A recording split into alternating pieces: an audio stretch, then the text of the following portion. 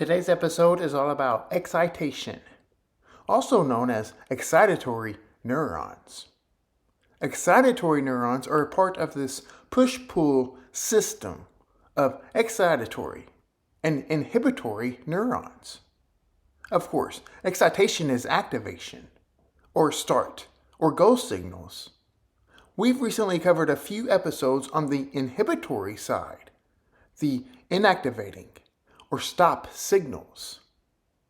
Those are episodes. Episode 76, Parvalbumin, interneurons and the autistic phenotype. Remember, Parvalbumin interneurons are the most common inhibitory type of neuron. These are very fast-acting, and often the autistic phenotype has a deficiency or a lack of in key areas such as the anterior insula, the ACC, the dorsolateral prefrontal cortex, and the thalamic reticular nucleus. Episode 82, Sonic Hedgehog and inhibitory neurons in autism. Episode 83, thalamic reticular nucleus, or the TRN, sensory gating, and autism. In addition, we have episodes 4 and 5, a two-part series about just general excitation and inhibitory. The reason is this. The recent episodes are zooming in to cover the specific cells and their roles. Within the autistic phenotype, there is a significant battle between this excitation and inhibition imbalance.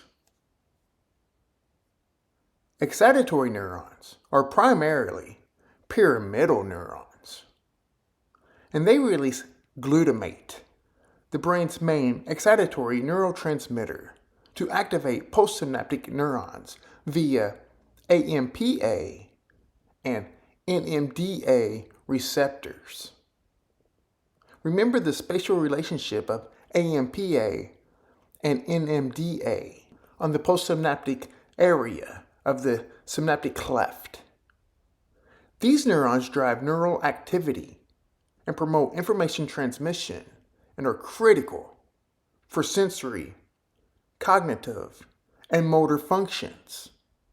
Remember, overall, the human central nervous system, the brain, has three main types of neurons: sensory neurons, interneurons, and motor neurons. In the autistic phenotype, excessive excitatory activity contributes to an elevated excitation-inhibition ratio, and this leads to sensory hypersensitivity, of course, cognitive deficits. The primary one here is a lack of adaptive responses, not being able to adapt properly or with a large toolbox, if you will, in the social world. And also repetitive behaviors, this black and white, these rigid thinking, the fixated interests that are so-called abnormal in intensity or focus. This EI imbalance contributes to these things. Overall, I can't comment on if the autistic phenotype has an abundance of excitatory neurons and or a lack of inhibitory neurons. Now, I know this. The data are impressive on this. And based off of the Reza Shadmir episode about the cerebellum and the Parvalbumin data, there are a lack of inhibitory neurons, especially the Parvalbumin interneuron and the Purkinje cells of the cerebellum. There are, indeed, a lack of those. I am unsure if it's enough, if that's adequate enough to cause this imbalance. Because another region of interest is this, that hypoconnectivity with distal connections of the brain, such as the superior colliculus to the frontal eye fields or the dorsolateral prefrontal cortex. There's distal connections in the human brain, and the autistic phenotype struggles with that as well. So the main cell type here in the excitatory neurons is pyramidal neurons. This is characterized by its shape, large triangular and extensive dendritic trees, and long axons for long-range connectivity. Now, if you are wondering why it is called pyramidal neurons, it's because it's nothing creative. It's nothing special here. They just look like a pyramid. These excitatory neurons act on those AMPA receptors and NMDA receptors. This is glutamate. And those are both ionotropic receptor types, very fast. They're faster than metabotrophic, which is glutamate receptors mGlu-R 1 through 5. These are more modulatory. Now, you might ask, and you ought to ask, what are these excitatory neurons? How are they different than the excitatory neurons of neuromodulators, such as acetylcholine and dopamine? Remember, dopamine has 2 receptors that are excitatory and 3 receptors that are inhibitory. And of course, we have excitatory dopamine and inhibitory dopamine. These are a little bit different. Glutamate transmits information in a fast, like a light switch type of activity here. It's instant. Neuromodulators determine the processing. They modulate the excitability to keep firing or keep paying attention. And these happen seconds to minutes versus the 1 millisecond to 10 milliseconds of the AMPA and NMDA receptors. The modulators are like a volume control, or if you have a adjustable light switch, we can determine the lighting. The modulators are state setting, determines your brain state, and determines attention, motivation, and salience. So really the process is these excitatory and inhibitory neurons acting fast, within 1 to 10 milliseconds. And then neuromodulators are on the scene within 10 to 30 seconds. And then, if we really want to get into it, hormones are activated about 30 seconds on scene. Okay, with the pyramidal neurons, there are little subtypes here. Layer 2 and 3 pyramidal neurons facilitate cortical connectivity. So for example, visual cortex 1 to the dorsolateral prefrontal cortex. It's one of the most distal connections in the brain, from the very back of the brain, all the way to the front of the top. That's the dorsolateral part. And then layer 5 and 6 pyramidal neurons. These project to subcortical structures, such as the thalamus, the striatum, thalamic reticular nucleus, and so forth. Hippocampal pyramidal neurons, or in CA1 and CA3, very similar to the inhibitory neurons that we discussed. This is critical for memory. And we also have granule cells. These are dentate gyrus of the hippocampus cerebellar cortex, and excitatory inputs to inhibitory neurons.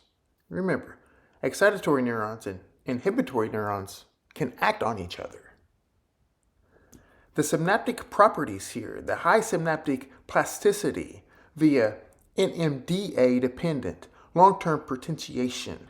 These are huge for learning. We'll cover learning shortly. And long-term depression. This is modulated by BDNF. We'll talk a little bit about brain-derived nootropic factor in a bit. Some brain regions associated with the pyramidal neurons. The cerebral cortex, of course. Now pay attention to this, because these are very similar. They are identical to the inhibitory neuron episode. So the dorsolateral prefrontal cortex, the ventromedial prefrontal cortex, the orbital frontal cortex, the anterior cingulate cortex. Those are all very popular in the podcast. We've discussed each one of those regions. And the sensory cortices, primarily the visual cortex 1 and the subsequent layers. Somatosensory cortex, remember S1. And the primary auditory cortex, A1. We've discussed V1, S1, and A1 and the inhibitory neuron episode. The insular cortex as well, the anterior insula especially, and the posterior insula. The insula is a very popular region of mine and of the podcast. Very important. It's very privileged. And the temporal cortex, especially the superior temporal gyrus. Remember the decoding the brain, how reading works in autism and dyslexia. We talked about the STG in quite detail. Inferior temporal cortex, huge for object recognition. And then the hippocampus, the CA1 and CA3, and the dentite gyrus. And in the amygdala, the basolateral amygdala is heavily populated with excitatory neurons, and the cortical amygdala, more for social behavior. Now, hard stop here. The days of saying this region is responsible for this region equals this action, this behavior, this thought, this feeling, etc., are over. Neuroscience has switched off of that for great reason. It's more about neurocorrelates, networks, pathways, connections, and so forth. Oftentimes even, such as this amygdala example that we're using. Yes, it's fear, but it's also the opposite of that. It is not about the region. It's about the network and connections. The amygdala is often the biggest misnomer, especially with this so-called fear center. That term oversimplifies its complex role in emotional processing and does a disservice to its broader functionality. And this is what we're going to cover right now. It is a huge misnomer. While it's true that the amygdala is critical in detecting and responding to threats, rapid processing sensory cues to trigger fear responses, like an increased heart rate or freezing. It is not solely detecting fear. This misnomer stems from early neuroscience research, particularly studies on fear conditioning, which highlight its role in associating stimuli with danger. However, the amygdala's involvement spans a wide range of emotional and cognitive processing, making the so-called fear center tag misleading. It's more accurate to view the amygdala as an emotional hub. Hub is a very good term, and it's evaluating the significance of experiences and coordinating the brain's response to both positive and negative stimuli, with fear being just one piece of that puzzle. And remember everything we've discussed recently about brain waves, sometimes called frequencies or oscillations. The amygdala's functions are very diverse, and they encompass emotional processing, memory enhancement, reward evaluation, and social behavior.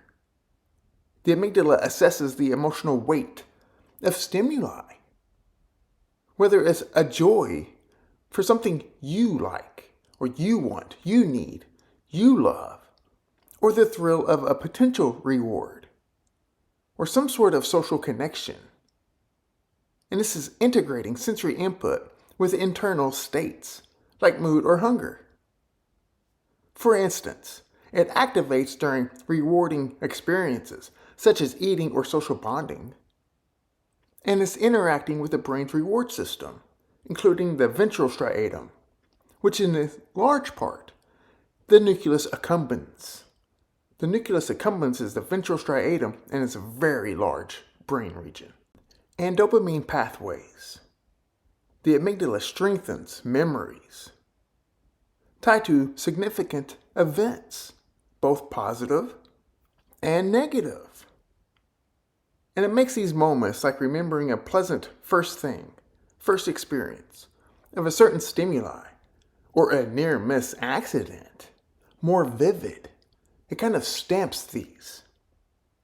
In addition, the amygdala decodes social cues, like facial expressions, to gauge trust or affection. And it also collaborates with regions like the prefrontal cortex and hippocampus to regulate emotions and contextualize the experience. One thing that really throws this misnomer, gives it strength, I should say, is the so-called low road versus high road. And this is very true. If you see a snake and you instantly jump back, you're startled, you're alert, so forth. That's the amygdala kind of lighting up because the visual sensory makes a quick stop at the amygdala for these things. And that's the low road.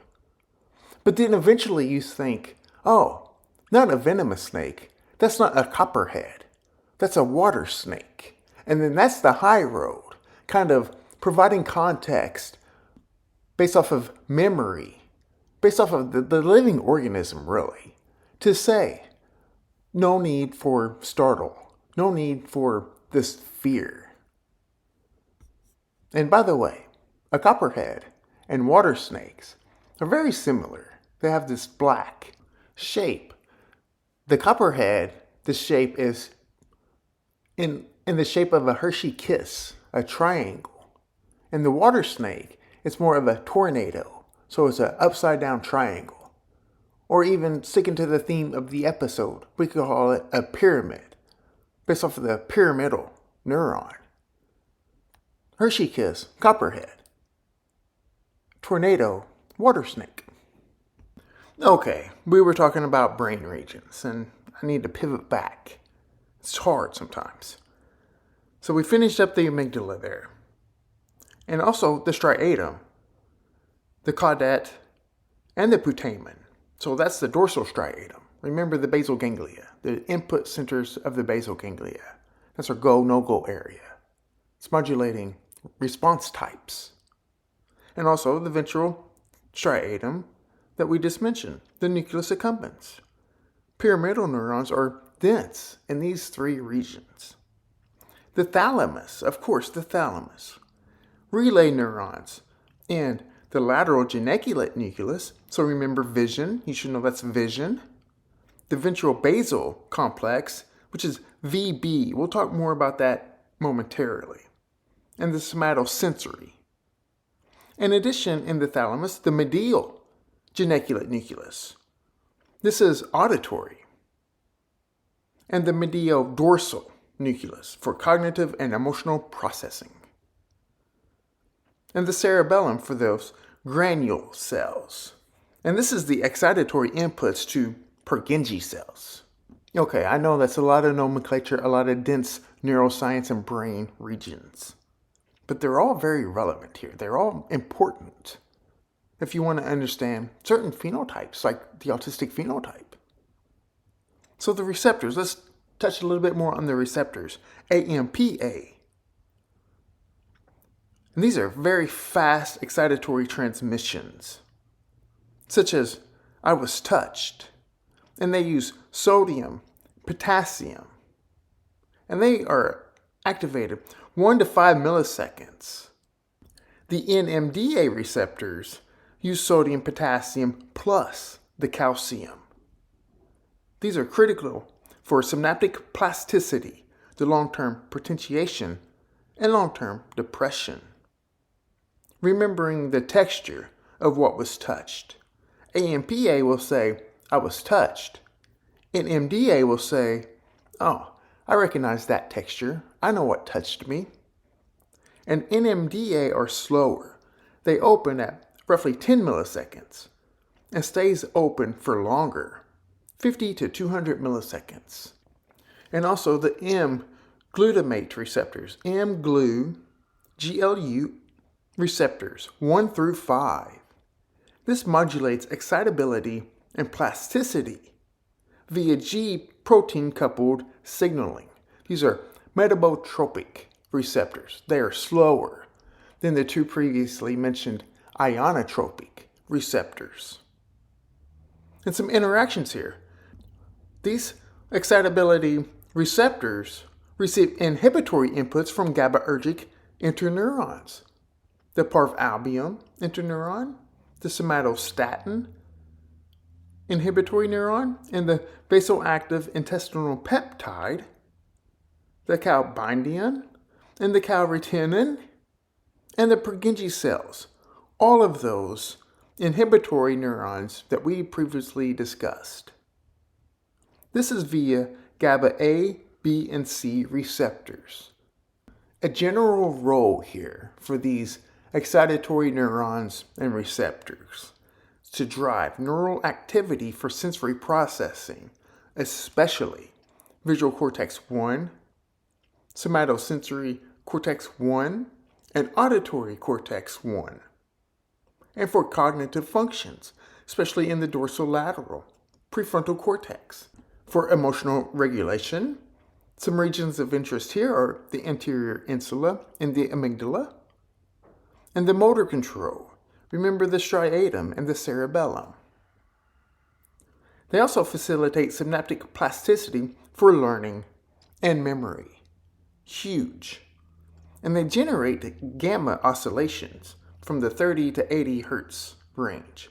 Remember, these are activating, telling us to go, in coordination with Parvalbumin interneurons.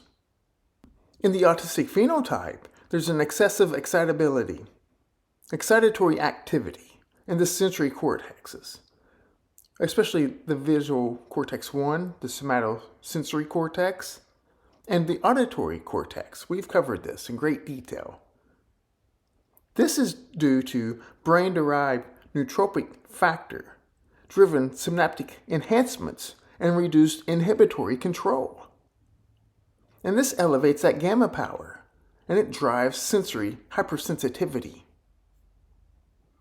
This impaired EI imbalance in the dorsolateral prefrontal cortex and the anterior insula reduces gamma synchrony and contributes to cognitive and social deficits, especially, remember, those distal connections.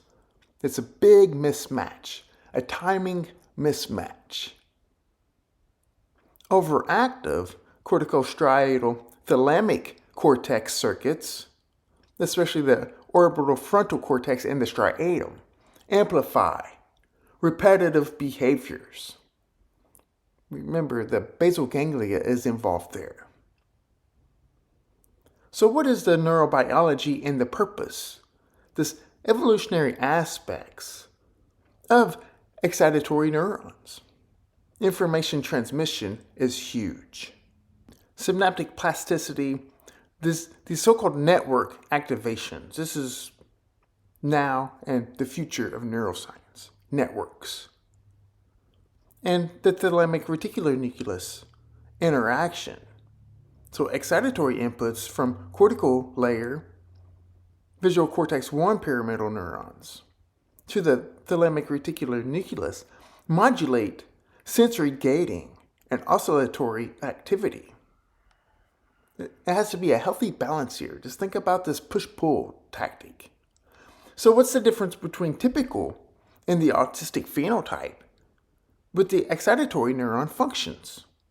In large part, it's the get up and go, the activation versus inactivation, orchestrating which regions to turn on, in addition with those neuromodulatory cells. It's all a network here, an orchestra, for modulating movements and understanding, processing, understanding your environment and what you're going to do when you encounter these things in the environment. And also with the brain waves. Remember the different brain waves here. Each wave range has different functions. That has a lot to do with brain states, bodily states. The autistic function here. Let's start with the sensory cortices. V1, S1, and A1. So the hyperactivity. You can all understand the hyperactivity. Excessive excitatory activity due to the enhanced pyramidal neuron firing and the reduced Parvalbumin and somatostatin inhibition. This must be a healthy balance You have to activate and inactivate. Activation and inactivation happen simultaneously. And elevated gamma power. Increased gamma power, especially in that 30 to 80 hertz, and V1, S1, and A1 is very much a huge thing with the autistic phenotype. This hijacks the sensory processing. What are you paying attention to in the environment or even within yourself? This is huge. This is why the autistic phenotype has that attention to detail. Remember the tree bark example and the visual thinking. I believe episode 2 of visual thinking. If you think about a tree, do you see the tree or do you see specific details about different trees? And in large part, this is a source of the visual thinking as well. This imbalance of excitatory and inhibitory, especially at those early connections. We get stuck. There's so much to process right there. The rate of information coming in is so fast. But then those distal connections are huge. This so-called higher order regions of the prefrontal cortex and so forth. Reduced activity and synchrony because of this imbalance of EI. I can't overstate this enough. If you go from point A to point B, and let's say there are 5 stops that you have to make to reach your destination. The autistic phenotype, let's say the first 2 stops, we get there fast. So fast versus the typical. But the final destination, achieving and reaching that final destination, the typicals will get there faster because there's this connection. It's about the overall point A to point B. How we get there differs. For the autistic phenotype, it's skewed to the early connections. We get there so fast. But the subsequent stops, especially, to the prefrontal cortex, that's a major region for how we evolve and executive functioning, we get there slow. And just think about neuroplasticity and how we store memories and expectations. How do you think this is going to build up with experience and over a lifespan? Do you think this is going to be stored as pleasant memories? Because mostly what we're talking about is the social environment. Internally, all good, no problems. It's actually a huge benefit here. Remember, the biology that gives us autism allows us to be comfortable within ourselves. That's a huge source, or the top source, of the accelerated learning. We give ourselves a chance. There's no internal conflict or barriers. So some roles in learning with the excitatory neurons. In large part, it has to do with the synaptic plasticity. Remember, the brain doesn't want to work. It just wants to respond. It responds based on what it knows, what kind of connections are being made and strengthened within each of us. And that will be privileged. The brain doesn't want to utilize other connections because that's work. You might think about how change is hard for the human being, and indeed it's true. But think about it from the synaptic view. Go inside the brain and the central nervous system and view it from that perspective. This will allow it to make better sense. Whenever we repeat things, the so-called cells that fire together wire together, and the strengthening and the growth of synaptic connections. That's the preferred choice for the living organism.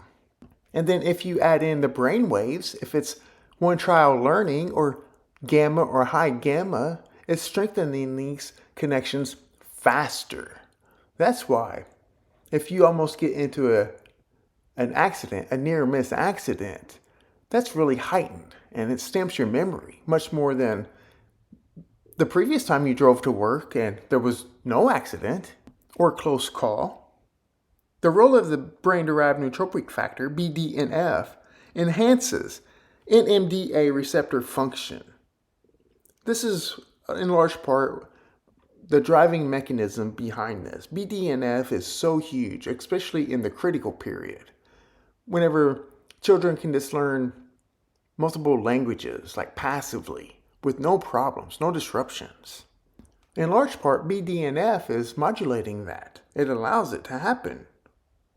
And if you think about the autistic phenotype, altered plasticity, there's this so-called hyperplasticity because of the excessive BDNF driven long-term potentiation, especially in V1, S1, and A1. This enhances sensory learning, leading to superior detailed-oriented learning, like visual pattern recognition, but an overall reduced flexibility. In the hippocampus, overactive CA1, CA3 pyramidal neurons, due to that reduced somatostatin and Parvalbumin inhibition, impair pattern separation. And this creates a rigid memory encoding.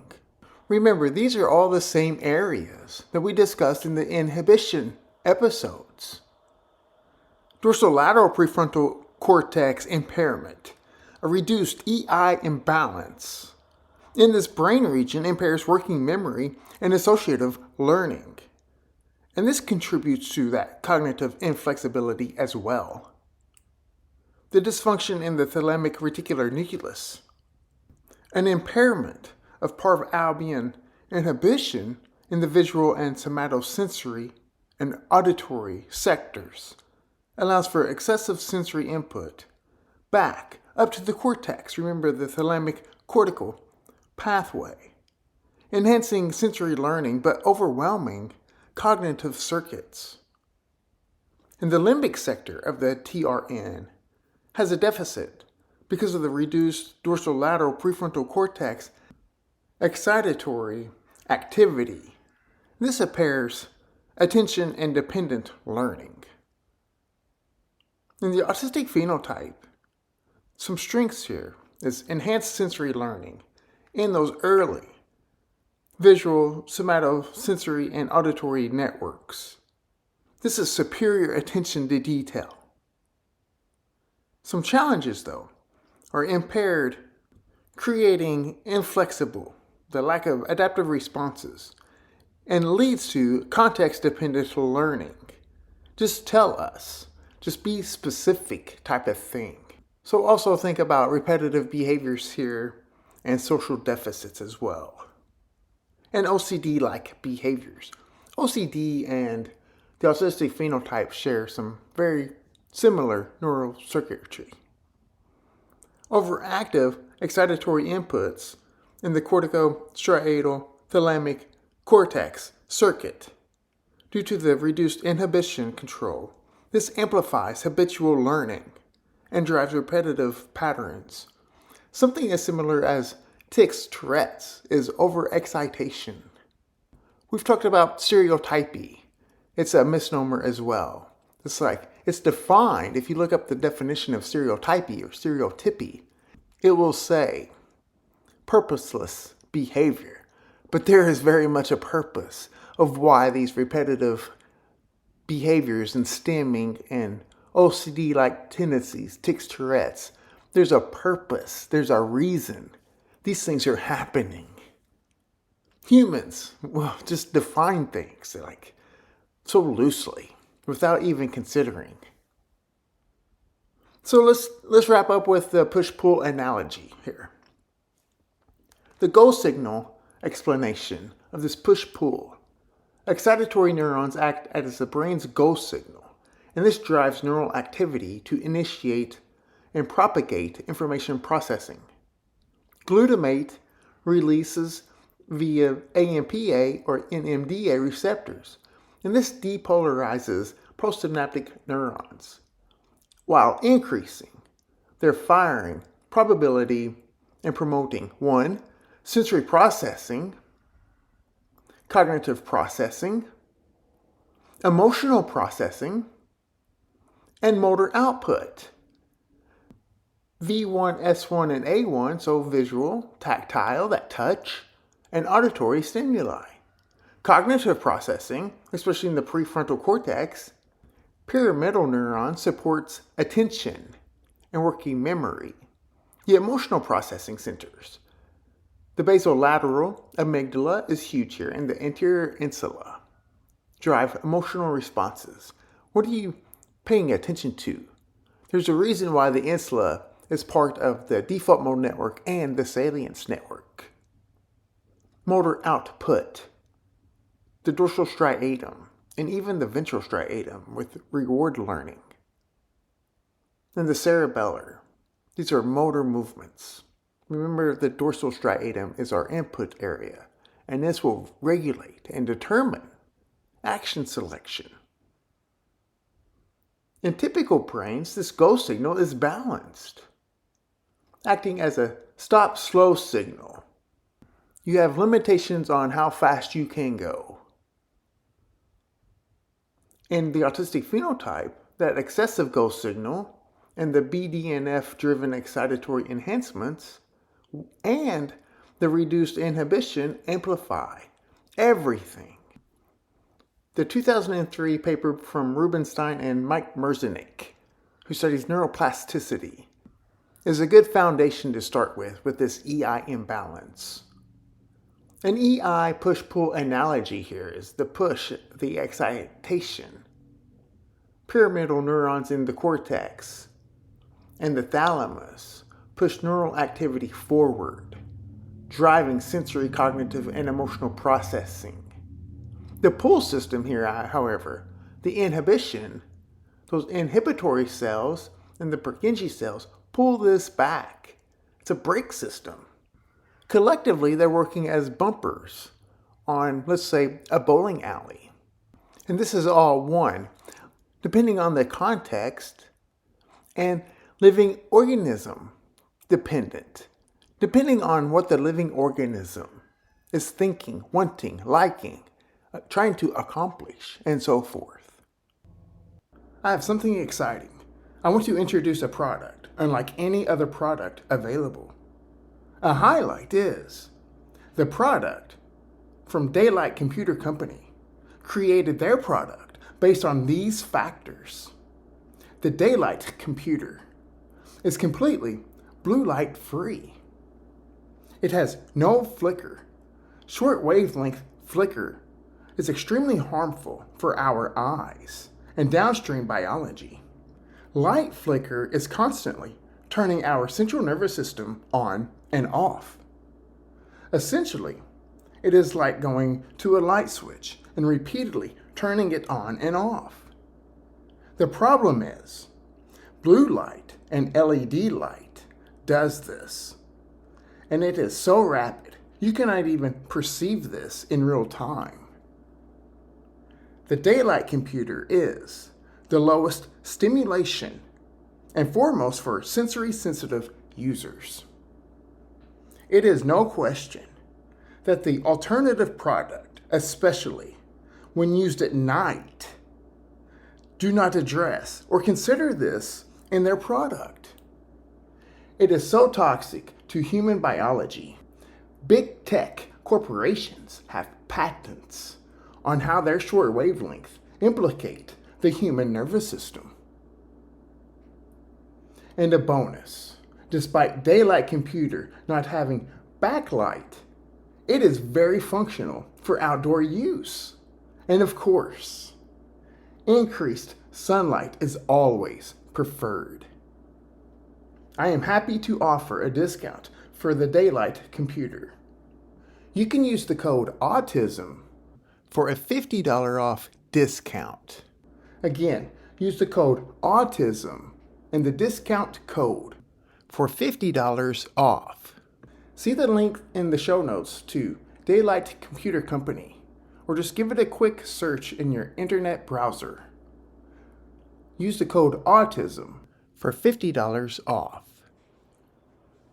I would like to mention Chroma, lights designed for humans.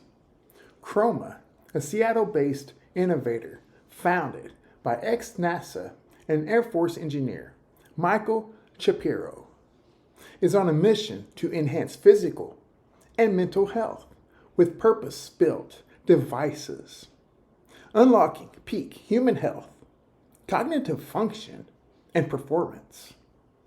Shapiro launched Chroma to restore the natural light lost to screens and indoor living, and delivers faster recovery, sharper minds, and better sleep.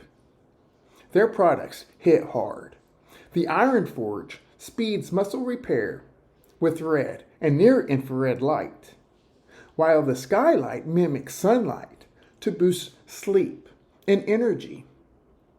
A standout, the Forge lamp, is a portable gem that fires 660 nanometer and 850 nanometer light to energize mitochondria and heal tissues on the go. Remember the 4 red light chromophores on cytochrome C oxidase, frequently talked about in the podcast. This is why. Their products are built with military-grade durability that have lasting impact. Chroma's tech fuses precision and power. Gallium titride power supplies, smaller, cooler, and stronger than silicone, provide flicker-free light that's easy on the eyes. High-powered LEDs target key wavelengths for skin, tissue, and cellular health, with smart heat management for the lasting impact. Every design decision Chroma makes serves a purpose: to create devices that are precise, durable, and effective for improving human life. Remember, humans use different wavelengths of light for different functions of life. Remember when I ask, what do you think light is? Chroma designs with our biology in mind, from sleep aids and wound healing to mitochondrial energy, full body lights and blue light blocking glasses. They are US made and Chroma ships globally and accepts FSA and HSA payments. Use Autism at checkout for a 10% off discount. That's Autism at checkout for a 10% off discount. If you are listening to the podcast, listening to the episode, please feel free to leave a review or rating. In podcasting, reviews, ratings, and downloads are huge, and I very much appreciate your feedback. You can contact me on X at RPS47586. We can discuss anything and everything about autism. I very much appreciate your comments and your interactions on X. You can check out the YouTube page for all the videos, full-length videos, shorts, and clips. You can email me, info.fromthespectrum@gmail.com. Thank you for listening to From the Spectrum podcast.